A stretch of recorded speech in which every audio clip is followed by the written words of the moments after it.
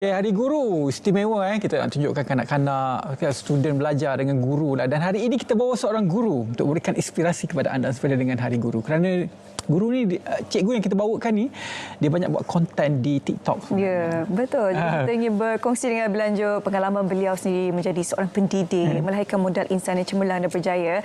Hari ini kita bersama dengan Cikgu Safwan, merupakan guru sains Sekolah Kebangsaan Desa Jaya. Juga sebenarnya kita hari ini juga bawakan seorang lagi guru menerusi panggilan video Google Meet hari ini. Seketika nanti kita akan bersama dengan Cikgu Ali. Okay. Cikgu Safwan, apa khabar? Selamat Hari Guru, Cikgu. Alhamdulillah, terima kasih. Ini tahun ke-berapa menjadi seorang pendidik? Nampak macam tahun ke-berapa? Apa umur 18? Sudah ditipu bagi. Saya tanya Jiwa sentiasa muda. Okay. Mungkin nampak macam baru 12 tahun. Tapi sebenarnya saya dah berada dalam dunia pendidikan ni sekitar 22 tahun. Okey, macam mana boleh mulakan kerjaya sebagai seorang guru ni sebenarnya? Dari segi sejarahnya, sebenarnya menjadi guru ni bukanlah satu cita-cita. Faham? Cita-cita asalnya apa sebenarnya? Cita asalnya mungkin saya nak jadi penyanyi. Yelah, dia suka menyanyi itu, dia menyanyi dalam kelas. Okay. Mungkin saya nak jadi penyanyi. Tapi saya di UPM saya ambil jurusan Bachelor Science Bioindustry. Yang tamat je tu saya terus sambung KPLI selama setahun di Institut Perguruan Darul Aman di Jitra Kedah. Dan pada tahun 2004 terus saya posting sebagai cikgu lah di SK Taman Pasir Putih, Pasir Gudang. Okey, kalau kita nak korek Cikgu Safwan ni banyak cerita dia kan. Yeah. Okey, pergerakan 20 tahun tu, pergerakan generasi, pergerakan zaman berbeza. Sampailah sekarang ada zaman media sosial. Kalau dia bagi kad kat kami ni banyak. Ada WhatsApp, ada X, ada YouTube, Facebook, TikTok. Semua benda ada. Dan kita cuba nak dapatkan juga video-video TikTok dari Cikgu Safwan ada menyanyi. Kita play dulu. Kalau boleh kita play dulu kan. Okey, jom. Ada banyak sebenarnya video viral kan. Mari menyanyi lagu fotosintesis, fotosintesis, fotosintesis, fotosintesis, fotosintesis.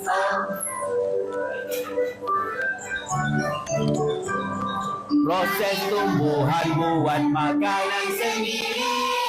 Fotosintesis, fotosintesis, fotosintesis, fotosintesis.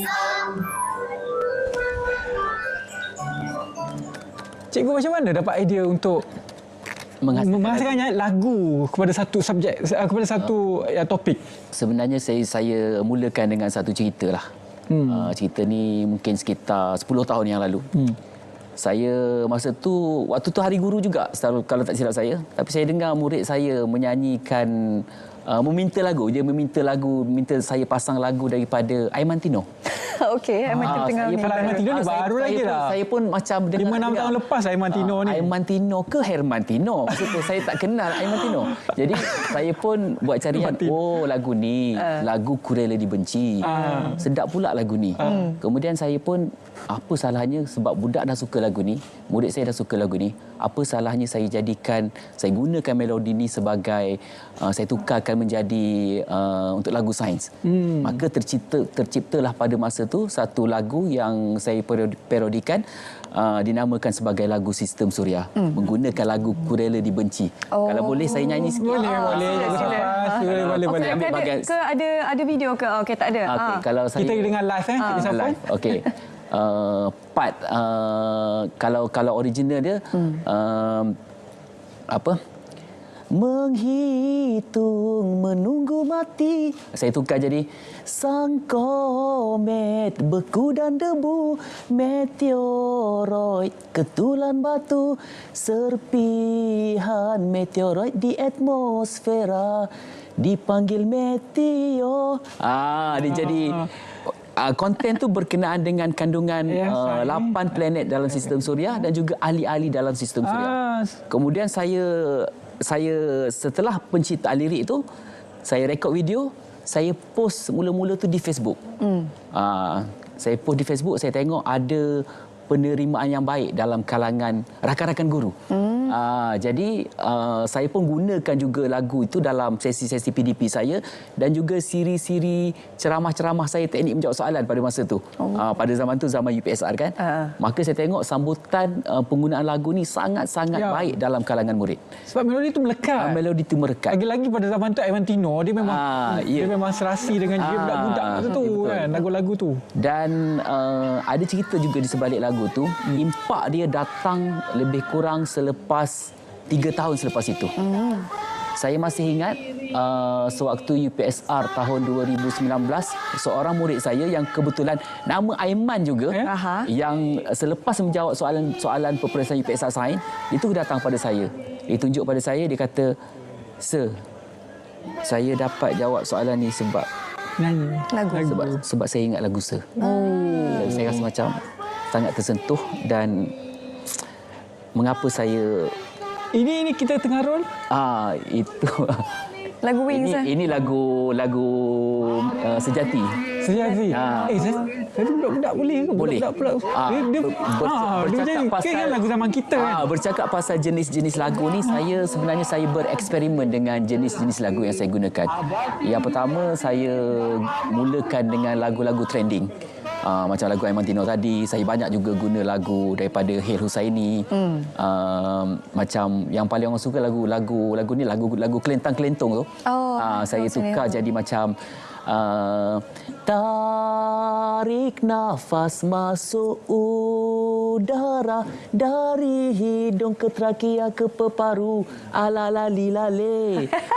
Jadi lagu tu memang sangat catchy. Pula 5 tahun 6 tahun dia boleh hafal tak lagu kelentang-kelentong tu. Ya, jadi kalau lagu tu saya bawa ke mana-mana pun memang saya pun heran juga. Murid-murid yang belum lagi level sampai tahun 4, lagu tu tahun 4. Ada murid-murid dalam tahun 2, tahun 3 pun boleh menyanyi lagu tu. Dengan sangat baik. Okey, kita nak bersama dengan Cikgu Ali menerusi talian Google Meet. Cikgu Ali?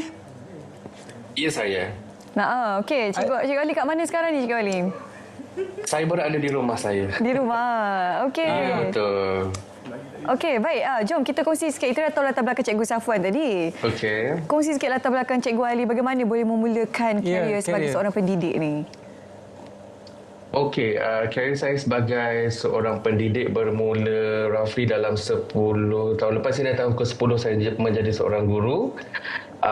Ini maksudnya karier saya ni orang kata macam-macam pengalaman, macam-macam kenangan, terutama pada sambutan Hari Guru itu sendiri yang saya telah kongsikan di social media saya baru-baru inilah.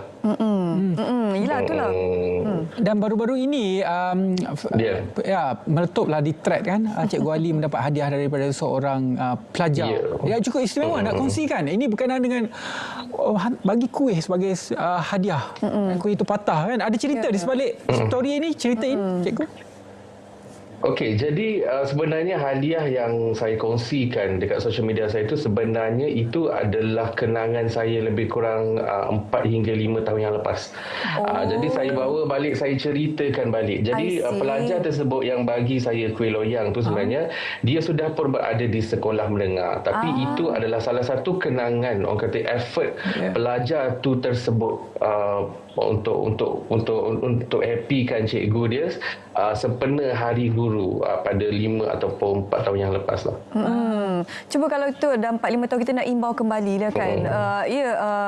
Cikgu memang dah kongsikanlah rentetan perjalanan tu macam mana kan. Tapi masa tu, situasi tu, cuba kongsi kalau kau boleh recall balik kan. Budak tu kat mana sebenarnya, dekat sebalik dinding ke? Cikgu kat mana masa tu, tengah buat apa? Okey, sebenarnya hadiah ni kalau Hari Guru kita ada sambutan Hari Guru di sekolah, biasanya kita ada slot dia. Contoh waktu rehat, kita akan berikan hadiah pada waktu itu. Jadi murid-murid akan beri hadiah kepada cikgu pada waktu rehat. Tetapi pelajar ini datang berjumpa dengan saya pada awal pagi. Pada awal pagi dalam pukul 7.20 macam tu. Dia panggil saya. Dia ada dekat di balik tiang. Okey, jadi dipanggil saya dan saya ingatkan ada apa ke kan, ada masalah dan sebagainya kan. Jadi bila saya bila saya mendekati pelajar tersebut, dia keluarkan sesuatu daripada poket dia. Pelajar ni adalah pelajar lelaki lah. Okey, dia keluarkan sesuatu daripada poket dia dan saya tengok bungkusan. Jadi saya cakap, ini untuk Cikgu Ali, ini untuk Mr. Ali lah. Sebab student akan panggil saya Mr. Ali. Jadi ini adalah untuk Mr. Ali. Hadiah ni sebab saya malu nak bagi waktu rehat nanti bersama dengan pelajar-pelajar yang lain. Jadi itu yang di-prefer bagi saya pada awal pagi tu, dan saya tak tahu pun dalam tu ada makanan. Jadi bila dia balut macam tu, saya ingat mungkin buku nota ke, item-item yang lain lah selain daripada makanan. Jadi bila saya buka makanan tu pada waktu malam, pukul 1 pada waktu malam, berderai air mata saya bila saya tengok kuih loyang tu dalam itu sebenarnya. Sebab saya tak tahu pun dia bagi kuih loyang. Dan sebelum ni pun dia memang ada tanya saya, cikgu dah buka ke belum? Cikgu dah buka ke belum? Kita cikgu memang kita busy lah. Kita sibuk nak kenalikan budak dan sebagainya. Biasanya jarang cikgu yang buka on the spot. So pelajar ni innocent. Jadi dia tanya saya, keep on asking me, dah buka ke belum cikgu? Dah buka ke belum cikgu? Mungkin dia teruja, dia nak tengok cikgu dia makan. Jadi saya tak tahulah waktu itu. So itu adalah salah satu kenangan saya lah. Yang Terharunya. itulah terharu. Ya, Dan betul. kami dah fahamkan juga Cikgu Ali banyak berkongsi resipi. Cikgu Ali pandai memasak lah kiranya. Kita nak kongsi. Ya, boleh. Kita nak kongsikan. Adalah sikit. Special untuk Cikgu Ali, 2 minit je. Kami berikan kepada anda semua salah satu resipi yang dikongsikan oleh Cikgu Ali. Sini. Ya, jom saksikan. Alright.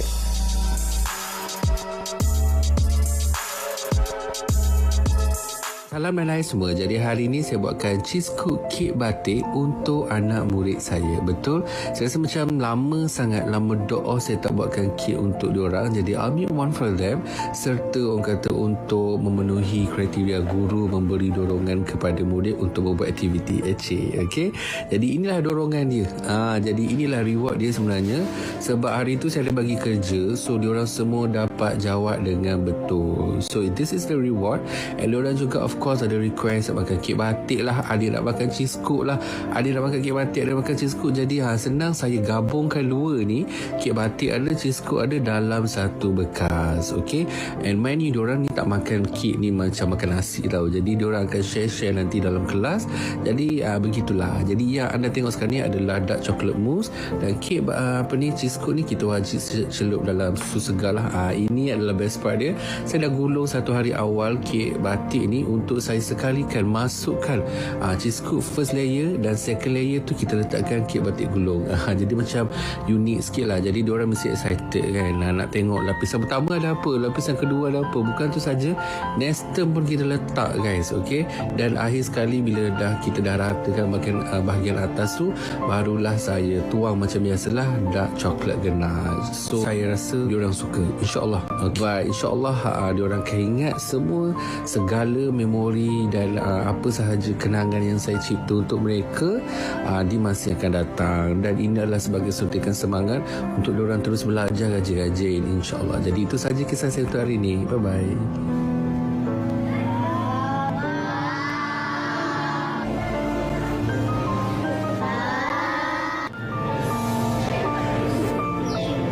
Thank you, Mister.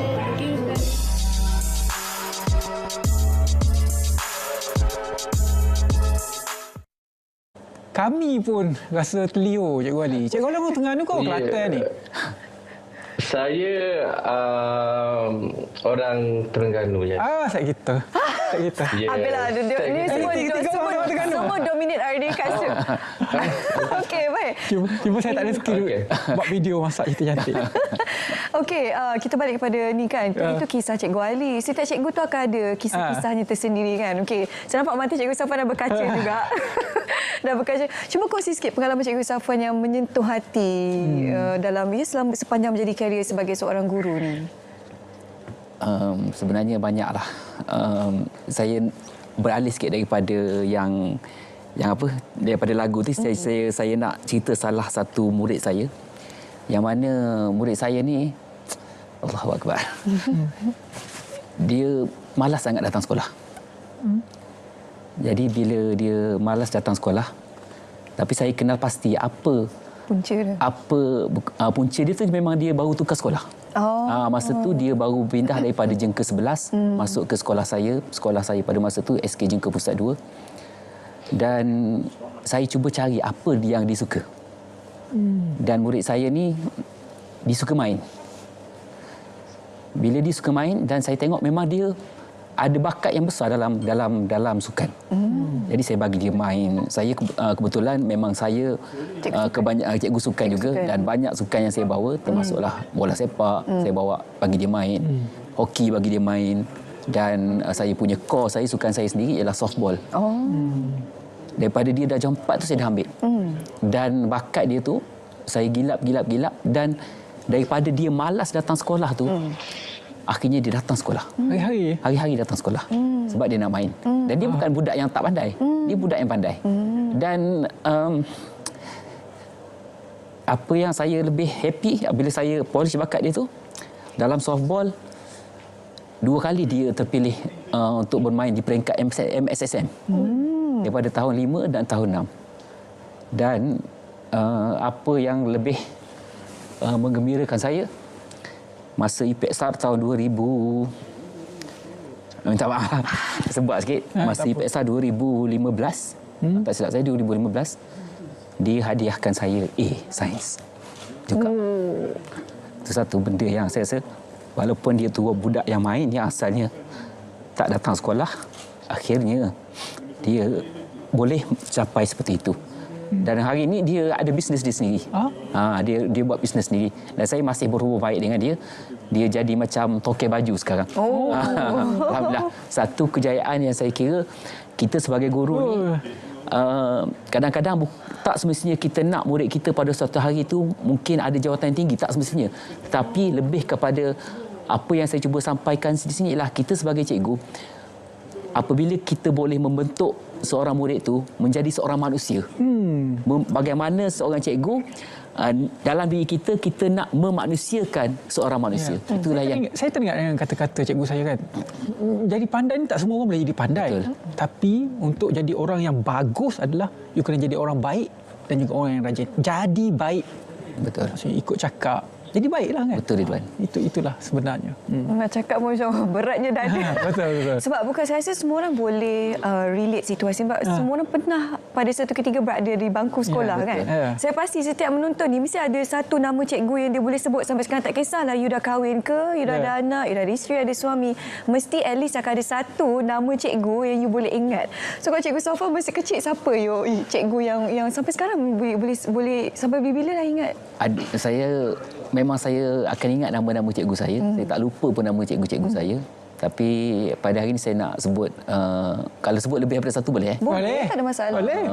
Untuk cikgu sekolah menengah saya nak sebut nama cikgu bahasa Inggeris saya yang nama dia Sir Ho Poh Eng. Seorang yang berbangsa Cina. Beliau 2 kali jadi guru kelas saya masa tingkatan 4 dan juga tingkatan 5. Dan walaupun saya ni tak pandai bahasa Inggeris, tapi Sir Ho Poh Eng ni dia memang karakter dia macam seorang bapa dan dia tak tidak marah lah. Baru nak cakap dia tak tidak marah. Memang dia saya di sekolah menengah Tumpat masa tu. Boleh saya mentionkan sekolah saya, sekolah menengah Tumpat di Kelantan, dan karakter dia sangat baik. Sampai sekarang kami masih berhubung di sosial media. Dan di sekolah rendah, kalau cikgu kelas daripada darjah 1 sampai darjah 6 saya boleh ingat sebenarnya nama-nama cikgu saya. Dan cuma hari ini saya nak sebut guru kelas saya tahun 6 yang bernama Cikgu Gafar. Yang saya rasa membina banyaklah benda yang dia bentuk di kami pada masa itu. Murid-murid sebagai guru kelas di kelas 6A Sekolah Kebangsaan Kuala Besut di Terengganu. Okey, Cikgu Ali masih lagi bersama dengan kita. Kalau Cikgu Ali pula, siapa Cikgu Ali yang masih melekat, nama-nama cikgu yang mendidik Cikgu Ali?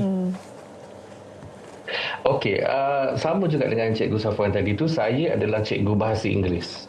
Sebab cikgu bahasa Inggeris saya iaitu teacher Kamaria, dan juga cikgu bahasa Melayu saya Cikgu Zaimi. Dan juga ada seorang lagi cikgu tapi dia dah lama meninggal, iaitu Cikgu Syahrudin. Cikgu Syahrudin ni adalah salah seorang cikgu